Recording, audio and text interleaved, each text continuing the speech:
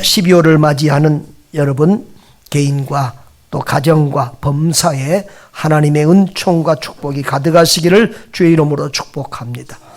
여러분은 이렇게 1년 중에 어느 때가 가장 좋습니까? 저는 12월이 좋습니다. 성탄절이 있어서 일단 세상 분위기가 자기들 돈 벌려고 하든지 뭐 하든지 백화점이고 어디고 다 추리와 또 캐롤송 이런 것들이 나오니까 성도들도 또 영적으로 또 자극하게 되고 또 전도의 분위기가 가장 좋은 때여서 참 좋습니다. 우리 주님은 한 영혼을 천하보다 귀하게 여기시고 바쁘고 힘든 중에도 그 한 영혼들을 찾아서 움직이는 모습을 보게 됩니다. 오늘 본문은 주님이 다시 갈릴리로 내려가고 있는 모습을 보여줍니다. 4장 3절에 보면 유대를 떠나서 다시 갈릴리로 갔을 때 사마리아를 통과하여야 하겠는지라 그랬습니다. 지금 우리가 요한복음을 쭉 보고 있는데 1장에서 예수님은 말씀이요 하나님이요 창조자라고 했습니다. 2장에서는 예수님이 6월절에 예루살렘에 올라가서 성전을 청결하게 하고 거기서 말씀을 증거하시는 것을 보았습니다. 3장에서는 니고데모에게 구원의 진리를 가르쳐 주시는 것을 보았고 이제 4장에 와서는 예수님이 또다시 그 유대에서 또 갈릴리 시골로 다시 내려가시면서 사마리아를 통과하시면서 사마리아의 한 여인을 전도하는 장면을 보게 되는 것이지요. 여러분, 우리가 사는데도 수도가 좋고 그리고 사람도 많은 데가 바로 이 수도권입니다. 우리 한국도 서울과 주변 이 수도권에 인구의 반 이상이 살고 있습니다. 예루살렘도 유다도 마찬가지입니다. 갈릴리는 사람들이 다 비웃고 조롱하는 촌동네. 갈릴리에서 무슨 사람 것이 나와 이렇게 조롱하는 동네입니다. 그런데 예수님은 다시 그 갈릴리로 갑니다. 오죽했으면 형제들까지도 요한복음 7장 3절 이후에 보면 형제들도 아니 제발 갈릴리 촌동네에서 활동하지 말고 유다로 올라가라고 스스로 나타나기를 구하면서 이 촌동네에 묻혀서 사는 사람이 어디 있느냐고 세상에 자기를 나타내라고 했었습니다. 그런데 예수님은 바로 그 갈릴리로 다시 내려가고 있습니다. 우리 이상석 선교사는 왜 그 지구촌 브라질 거기서도 또 저 위 골짜기까지 갔을까요? 가까운 선교지도 많은데 편한 선교지도 많은데 그 적도 지역에 아마존 가까운 그런 오지에서 그렇게 사역하다가 이런 어려움을 당했을까 하는 생각도 듭니다. 여러분, 오히려 이상석 선교사는 처음에는 더 어려운 지역으로 갔던 사람, 아예 아마존 그 지역 안에 인디언들 사는 곳으로 갔었던 사람이고 거기서 사역을 했었어요. 처음부터 거기를 목적하고 갔던 사람이에요. 그런데 이제 교단이 이렇게 조금 시끄러워지면서 그 사역지를 주고 수도로 왔다가 다시 그 첫사랑의 그쪽 지역으로 올라갔던 것입니다. 조그만 소도시인데 그 중에서도 아주 변두리 또 그 좀 빈민촌 우범 지역에서 사역을 하고 있었습니다. 집도 뭐 아파트가 아니라 그 예배당 뒤편에 정말 집안도 눅눅하고 화장실 문도 안 달아놓고 그냥 천 하나 치고 이렇게 살더라고요. 자동차도 다 낡은 거 유리가 깨져서 뒤에 테이프 붙이고 다니고 하는 그런 모습을 봤는데 그래도 행복하게 사역을 하고 있었습니다.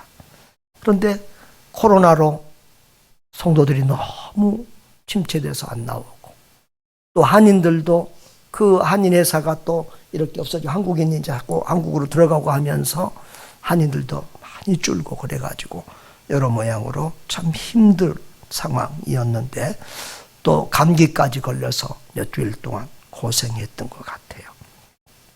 그러다가 폐혈증으로 이렇게 사인이 폐혈증이에요.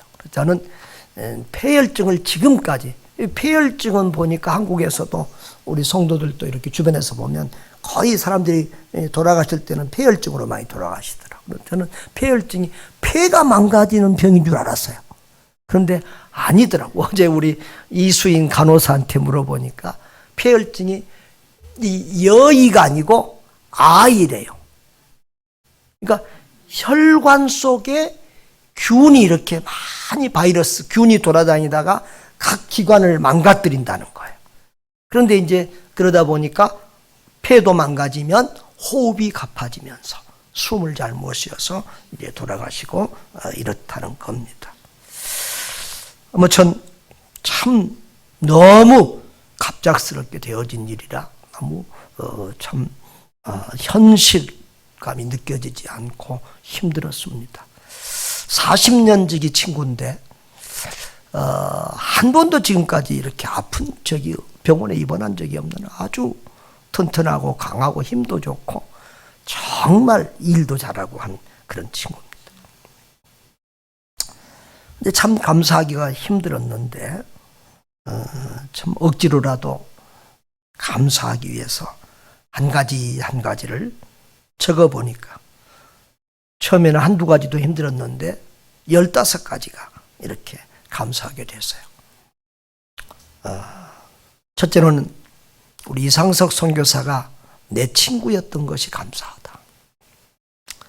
두 번째로는 평생 순수함과 착한 마음으로 살다 가서 참 감사하다. 원수진 사람이 없이 많은 사람들이 아까워하면서 마음 아파하는 그런 모습들을 보면서 감사하고 평생 병원에 입원한 적이 없이 건강하게 살다가 또 오래 아파서 고생하지 않고 그렇게 가서 감사하고 열악하고 어려운 환경에서도 불평하지 않고 감사하며 살았던 모습에 감사하고 은퇴 전에 선교 현장에서 순교적 죽음으로 하나님께 영광의 제물되어서 감사하고 또 선교비가 중단돼서 선교를 포기하는 상황도 있었는데 그때도 끝까지 포기하지 않고 마지막까지 선교사의 삶을 살다간 것에 대해서 감사하고 참 제가 또 몇 년 전에 브라질의 그 선교 현장을 돌아보고 그 사역의 열매를 보고 왔던 것 감사하고 또 사모님이 뇌경색으로 한 2년 전에 이렇게 또 병이 들어 고생했지만 호전되고 있고 또 아픈 동안 우리 이 목사님이 잘 도와줘서 사모님의 존경과 사랑을 받는 모습에 감사하고 또 올 봄에 우리 몇 년 만에 또 한국에 들어와서 선교관에 있으면서 저하고 또 이렇게 한 달 동안 이렇게 교제할 수 있었음에 감사하고 우리 청도르 수양관에서 또 리트러스로 며칠 동안 섬길 수 있었던 것 감사하고 또 가기 전에 이 큰아들 부부와 손녀의 효도를 받으면서 즐거워하였던 모습을 인해서 감사하고 안식년을 하기로 했는데 가장 좋은 영원한 안식처로 주님의 품으로 이사감을 감사하고 사모님과 자녀들의 건강과 또 앞으로의 헌신을 기도하며 바라보면서 감사하고 마지막으로 이 땅의 염려와 고생과 모든 수고를 그치고 주님 품에서 영광을 누릴 모습에 감사했습니다. 사람들은 왜 어리석게도 그런 데로 가서 고생하냐고 하실 것입니다. 사람들은 우리 주님께도 왜 예루살렘을 저 유다를 버리고 시골로 가느냐고 남들 가지 않는 왜 사마리아 성을 통과하느냐고 할 것입니다. 그러나 거기에 구원받아야 할 천하보다 귀한 영혼이 있기 때문에 주님은 그 길로 가셨습니다. 사람이 있는 모든 곳에는 전도자가 필요합니다. 그래서 도시만 아니라 저 시골로도 오지로도 아마존으로도 모든 인종 가운데 우리는 가야만 하는 것입니다. 주님이 찾으시는 목마른 사람, 준비된 영혼이 있습니다. 우리가 전도를 잘하고 전도의 열매를 맺는 최고의 방법은 준비된 영혼을 찾는 것입니다. 지금 우리 주님은 우연히 사마리아로 수가성으로 가신 거 아닙니다. 의도적으로 사마리아를 통과하시고 그리고 지금 수가성으로 가서 그 야곱이 2000년 전에 파놓았던 그 우물가에서 한 여인을 지금 기다리고 있는 것입니다. 그런데 그때는 6시였다 그랬습니다. 6시는 우리 시간으로 말하면 낮 12시입니다. 그때는 아무도 오지 않을 때인데 그때 꼭 물길로 오는 그 여인이 있었습니다. 주님은 그 여인을 알고 기다렸습니다. 제자들까지 동네로 다 먹을 것 사러 보내고 그 여인과 단둘이 대화를 합니다. 그런데 이 여인이 깜짝 놀랍니다. 왜 유대인인 당신이 사마리아인 나에게, 더구나 남자인 당신이 여자인 나에게 말을 거십니까? 왜냐하면 그때는 유대인이 사마리아인과 상종하지 아니하였기 때문이라고 9절에 말하고 있습니다. 자, 여기서 우리는 두 가지 궁금증을 가지게 됩니다. 왜 유대인과 사마리아인은 같은 나라, 같은 동족인데 이렇게 원수지간처럼 지내고 있을까? 여러분, 역사를 보면 이스라엘은 이제 크게 세 지방으로 돼요. 제일 북쪽 갈릴리 지방, 중간이 사마리아 지방, 제일 아래가 유다 지방입니다. 그 유다 지방에 예루살렘이 있습니다. 자, 그런데 구약에 보면 북왕국과 남왕국으로 나라가 갈라질 때가 있었습니다. 남왕국은 유다, 북왕국은 사마리아와 갈릴리 지역입니다. 그런데 이 북왕국이 BC 722년, 주전 722년에 아수르라는 나라에 망하게 됩니다. 아수르는 당시 세계에서 가장 큰 나라였는데 아수르의 정책은 사람들을 포로로 끌고 가서 자기들의 나라 중에서 한 변방에다가 보내고 또 다른 변방의 민족들을, 힘없는 민족, 소수 민족들을 또 이리 끌고 오고 이런 정책을 썼습니다. 구소련이 딱 그런 것을 배워서 그 정책을 썼어요. 그래서 우리 민족들이 저 압록강 두만강 넘어서 연해주에 많이 살고 있었는데 그 소련 땅에 사는 우리 고려인들 20여 명, 20만이 넘는 고려인들을 이 가을 거지가 끝난 이 추운 겨울이 오는 요 때에 저 중앙아시아, 키르기스탄, 카자흐스탄, 우즈베키스탄 그 황량한 벌판에 갔다가 버리다시피 했습니다. 그래서 가는 길에 또 거기서 반 정도가 죽고 반이 살아남았는데 지금 소련 땅에 우리 동족 고려인들은 바로 그들의 후손들입니다. 왜 이런 정책을 쓸까? 그것은 한 지역에 자기들 원래 터전에 있으면 자꾸 데모도 하고 반역을 할 수 있으니까 아예 흩어버리는 겁니다. 아수르가 바로 그 정책을 쓰던 원조였습니다. 그래서 아수르가 사마리아 사람들과 갈릴리 사람들을 끌고 저 아수르의 한 변방에 두고 또 아수르의 한 소수민족을 끌어다가 이 사마리아 갈릴리 지역에 두었습니다. 그래서 유대인들은 나중에 이 갈릴리와 이 사마리아를 무시하고 특별히 이 사마리아 사람들을 원수처럼 이방인처럼 여겼던 것입니다. 그래서 이 사마리아인들이 지금 BC 722년이니까 벌써 700년이 지나는 시간 동안에 처음에는 이방인들과 잘 섞이지 않으려고 했겠지만 시간이 지나면서 서로 결혼해서 혼혈 민족이 나오겠죠.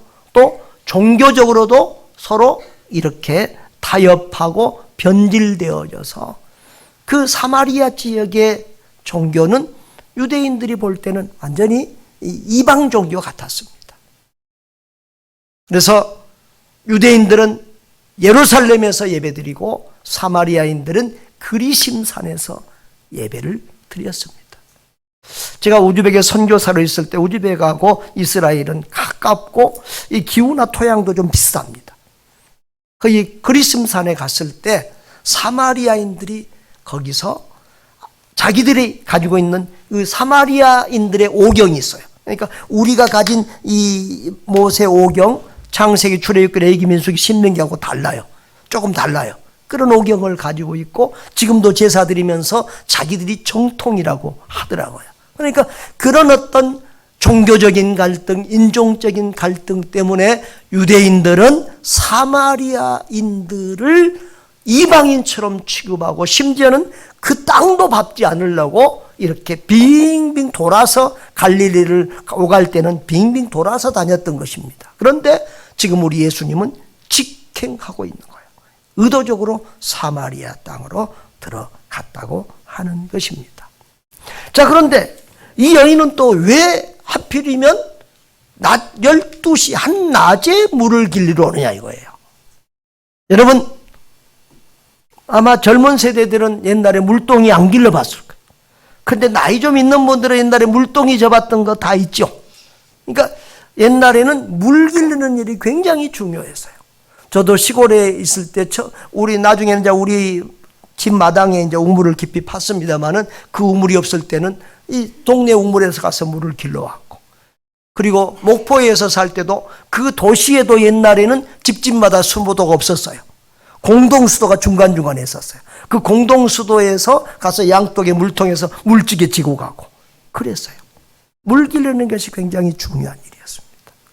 유대 여인들은 그 물 길르는 것이 굉장히 중요하고, 그건 또 더워지기 전에 한낮에는요, 이 중동 지역의 날씨는 한낮에는 머리가 벗어질 정도로 덥습니다. 그렇기 때문에 낮에 나가면 막 어지럽고 뭐 이게 활동할 수 있는 시간이 아닌데 이 여인은 한낮에 가는 거예요. 다른 여자들은 아침 저녁으로 가는데 왜 그랬을까요? 이유가 있었습니다. 나중에 보면 이 여인은 남편이 몇이다? 과거에 5이 있었고 지금도 다른 남자하고 살고 있는데 정식 남편도 아니라는 거예요. 여러분, 그러니까 이 여인은 어떻게 보면 동네 여인들에게 따돌림 당하고 또 자기도 부끄러워서 그들 앞에 나갈 수 없는 그런 외로운 여인이었습니다. 이 여인은 남자들에게 수없이 버림받은 마음이 가난하고 서글픈 여인이었습니다. 여러분, 예수님이 내 남편을 불러오라고 그러고 난 남편이 없습니다 그러잖아요.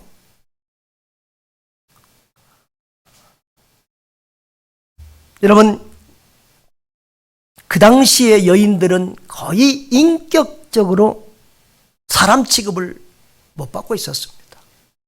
사람 숫자를 셀 때도 여인들은 잘 안 셌고요. 그리고 결혼도 자기 마음대로 하는 게 아니라 부모가 가라고 그러면 가고, 이런 이혼도 여자 쪽에서 할 수 없었을 것입니다. 남자들이 쉽게 여자를 버렸습니다. 그래서 예수님은 절대 이혼하면 안 된다 그렇게 강하게 가르쳤고, 그래서 유대인들이 그러면 왜 모세는 이혼 증서를 써달라고 했습니까? 써주라고 했습니까? 그러니까 예수님이 이혼하면 안 되는데 니들이 악해서 하도 쉽게 이혼하니까 쉽게 이혼하지 못하도록 이혼 증서라도 써서 내보내라고 한 것이다, 이렇게 예수님이 말씀하셨죠. 다시 말하면 이 여자는 5번이나 남자들에게 버림을 당한 여자였고, 또 지금 우리 한국은 여자들도 다 생계 능력이 있어서 혼자 살지만 그 당시에 여자들은 혼자 살기 어려웠을 것입니다. 그래서 또 한 남자를 의지해서 살고 있는 이런 불쌍한 여자. 그래서 참 부끄럽고 괴롭고 잠 못 이루며 우는 여자. 죄의식으로 가득한 여자. 참 죽고 싶어도 죽지 못해 살고 있는 가장 불쌍한 여인이었을 것입니다. 그런데 예수님은 보면 오히려 그런 사람들을 찾아다니면서 전도하는 것을 많이 우리가 성경에서 볼 수 있습니다. 나는 부요하여 부족함이 없다는 사람, 영적으로 무관심하고 세상 즐거움으로 바쁜 사람들 주님이 잘 찾아가지 않습니다. 쉽게 말하면 잘 나가는 사람보다도 어렵고 고난당하고 힘든 사람이 천국 가기가 쉽다는 거예요. 그래서 예수님은 부자가 천국 가는 것은 낙타가 바늘기로 들어가는 것보다 더 어렵다고 그랬고, 나는 의인을 구하러 온 것이 아니라 죄인을 불러 회개시키러 왔다라고 말씀하셨어요. 우리 장로교의 할아버지격인 어거스틴이라는 사람이 있습니다. 칼빈이 어거스틴에게 절대적인 영향을 받았죠. 이 어거스틴은 그런 말을 했습니다. 번민하고 갈등하고 고뇌하라. 그 번민과 갈등 속에서 인간은 하나님을 찾고 만나게 된다는 거예요. 그래서 예수님도 그렇게 말씀하시죠. 심령이 가난한 자가 복이 있다. 이 사람들의 마음에 천국이 임한다. 죄로 인하여 애통하는 자가 복이 있다. 그들이 위로를 받을 것이다. 그랬습니다. 그렇습니다. 이 여인은 바로 가난한 심령의 사람이었고 애통하는 심령의 사람이었고, 그래서 그 마음에 하나님 나라 천국을 받아들이기에 쉬운 옥토밭 마음을 가진 사람이었습니다.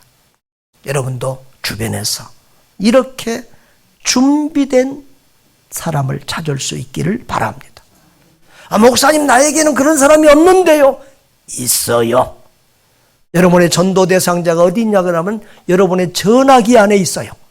전화번호 속에 다 그 사람들이 여러분의 전도의 대상자들이. 기도하다 보면, 사랑의 마음을 가지고 기도하다 보면 울고 있는 그 누구가 보일 거예요. 힘든 그 누구가 보일 거예요. 그들을 찾아가시기를 바랍니다. 그리고 이 여인은 참된 예배, 참된 신앙에 관심이 많은 여인입니다.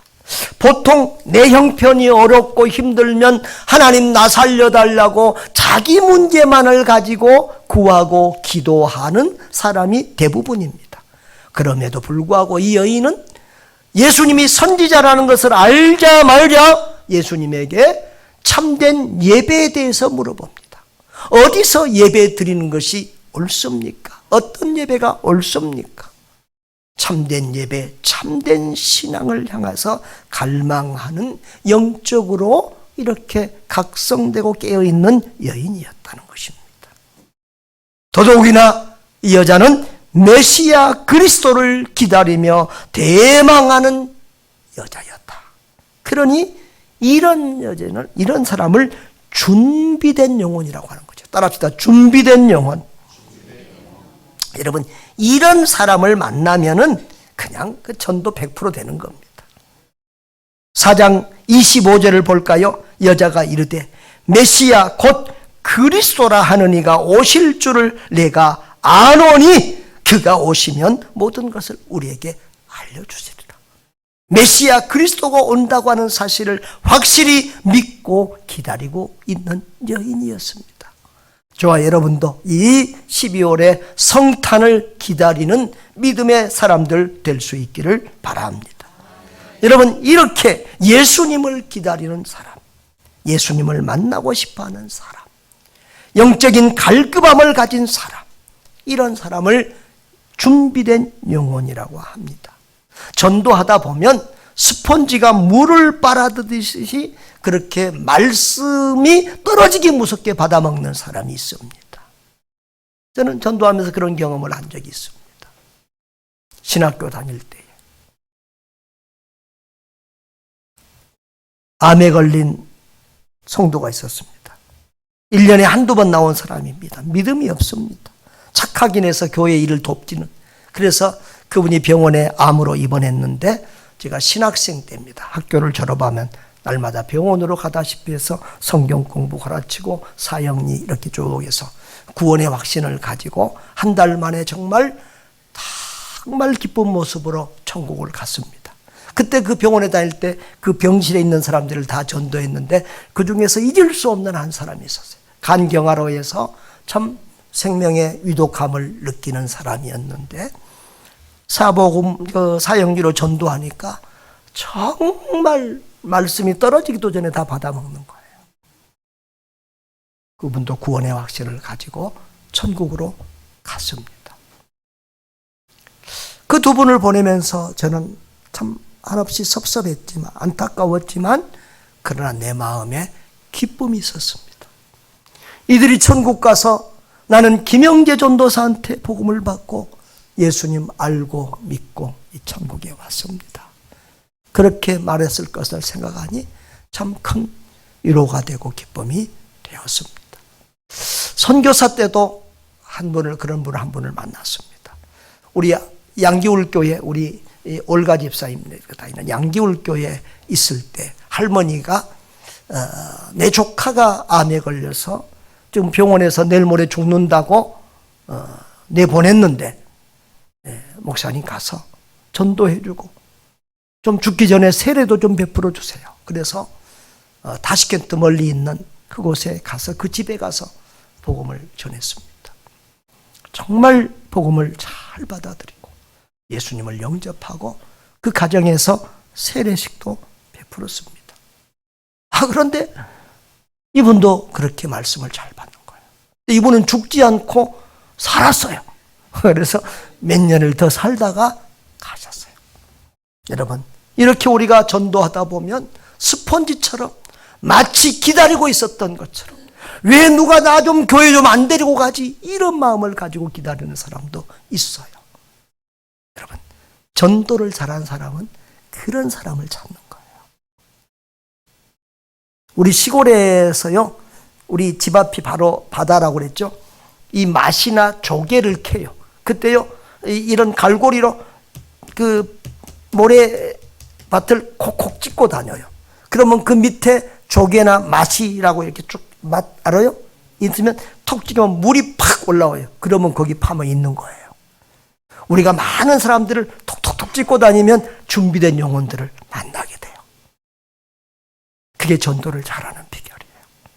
그런 영혼들을 만나서 이 성탄의 달에 천하보다 귀한 영혼들을 주께로 드리는, 올려바치는 여러분 될 수 있기를 주의 이름으로 축복합니다.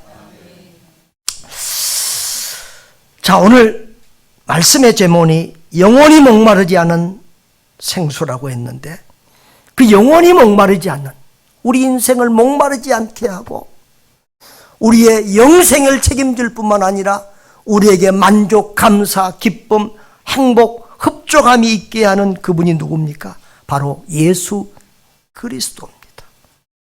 누구든지 예수님을 만나면 내게 부족함이 없으리로다라는 고백을 하게 됩니다.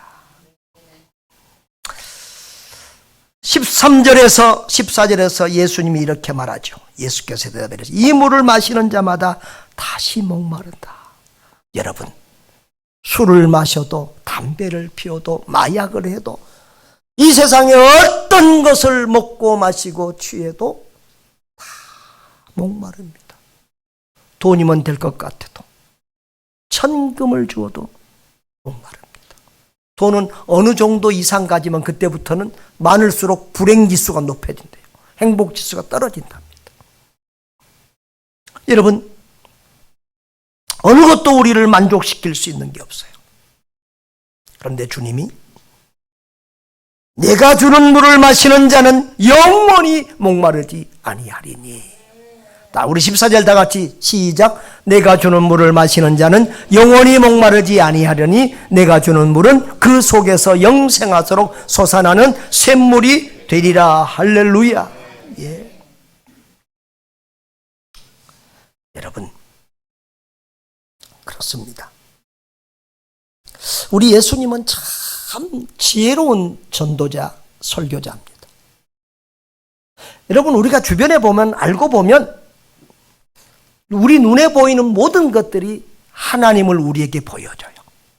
그래서 하늘에 나는, 먹고 사는 것으로 염려하는 자들에게 하늘에 나는 새 봐라.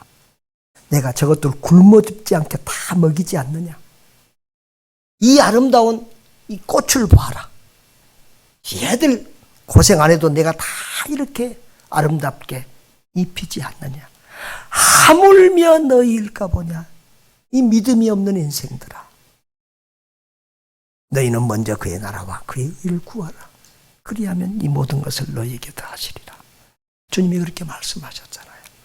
오늘 우물가에서는 예수님이 지금 물 가지고 복음을 전하는 거예요. 이 물을 먹어도 목마르다. 그러나 내가 주는 물, 예수 그리스도를 믿으면, 하나님의 말씀을 믿으면 너는 목마르지 않고 영생하게 되고, 그리고 정말 마음에 공허함이 없고 우리의 만족을 다 채워서 나는 부족함이 없습니다. 나는 만족합니다. 나는 행복합니다. 내 잔이 넘칩니다. 라고 그렇게 고백할 수 있게 된다는 거예요. 여러분, 요즘 대한불교 조계정 전 총무원장 스님이 이렇게 이제 우리말로 하면 불을 질른 방화범이죠. 그리고 자살했는데, 불교에서는 참 이걸 또 영웅 취급, 굉장한 이 돌을 득도해가지고 스스로 이렇게 불태워서 뭘 부처에게 바친 것처럼 이렇게 영웅 대접을 하고 온 나라가 시끌시끌 하더라고요. 하나님 편에서 성경적으로 보면 이것은 남을 죽인 것과 똑같이 자살입니다. 성경에서 말하는 가장 큰 죄인데요. 여러분, 우리는 생명을 자기 마음대로 할 권한이 없습니다. 더 살고 싶어도 못 사는 것도 우리의 한계고, 그리고 죽고 싶어도 죽을 수 없는 것이 하나님에게로부터 부여받은 우리의 생명인 줄 믿습니다. 우리의 생명의 주권은 오직 하나님께만 있다고 하는 사실을 믿으시기를 바랍니다. 그리고 순종해야 합니다. 그래서 불교를 저는 종교라기보다는 마음을 다스리는 그런 심리적인 그런 또 철학적인 그런 종교다. 불교에 있어서 구원은 영생이 아니라 환생입니다. 윤회잖아요. 그래서 불교에서는 죽으면은 개나 닭이나 쥐나 이런 걸로 태어나니까 절대 짐승을, 생명체를 못 먹게 하는 것입니다. 그러나 우리 하나님의 말씀은 뭐예요? 사람은 한 번 죽으면 끝이다. 영생한다.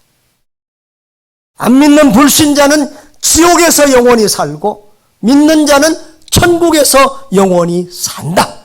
이것이 기록된 하나님의 말씀입니다. 그래서 기독교는 진리의 종교고 영생의 종교고 기쁨과 환희의 종교입니다. 여러분, 기독교는 진리의 종교예요. 예수 믿고 나니까 참 좋은 것 중에 하나가 영의 눈이 확 열리는 거였어요. 요한복음 8장 32절에 진리를 알지니 진리가 너희를 자유롭게 하리라 그랬는데요. 어렸을 때 저는 너무 궁금한 게 많았어요. 이 자연 만물은 어떻게 생겼을까? 이 바다는 왜 있을까? 이 나무는 왜 날마다 자라지? 왜 나는 이 땅에 태어났지? 무엇을 위해서 어떻게 살아야 되지? 이런 것들로 너무 궁금했는데 예수님을 다 만나고 나니까, 믿고 나니까 내 개인에 대한 모든 궁금증, 이 인류 역사에 대한 모든 궁금증이 다 해결되는 거예요. 할렐루야. 진리를 알지니 진리가 너희를 자유롭게 하리라. 예수님은 내가 곧 길이요 진리요 생명이니 나로 말미암지 않고는 아버지께로 올 자가 없느니라 라고 말씀하셨습니다. 기독교는 영생과 구원의 종교입니다. 믿는 자마다 영생을 얻게 하려 하심이니라. 믿음의 결과는 영생이에요. 그를 믿는 자마다 멸망하지 않고 영생을 얻게 하려 함이니라. 믿는 자는 영생. 성경에서 말하는 영생은 하나님 나라에서 주와 더불어 영원히 사는 것을 말합니다. 영생을 약속받고 있다는 사실을 기억하십시오. 또한 기독교는 행복, 기쁨, 희락의 종교입니다. 예수님은 내가 온 것은 양으로 생명을 얻게 하고 더 풍성히 얻게 하려는 것이라고 했습니다. 또 내 기쁨이 너희 안에 있어 너희 기쁨을 충만하게 하려 함이라 라고 했습니다. 로마서 14장 17절은 하나님의 나라는 먹는 것과 마시는 것이 아니요 오직 성령 안에 있는 의와 화평과 희락이라고 했습니다.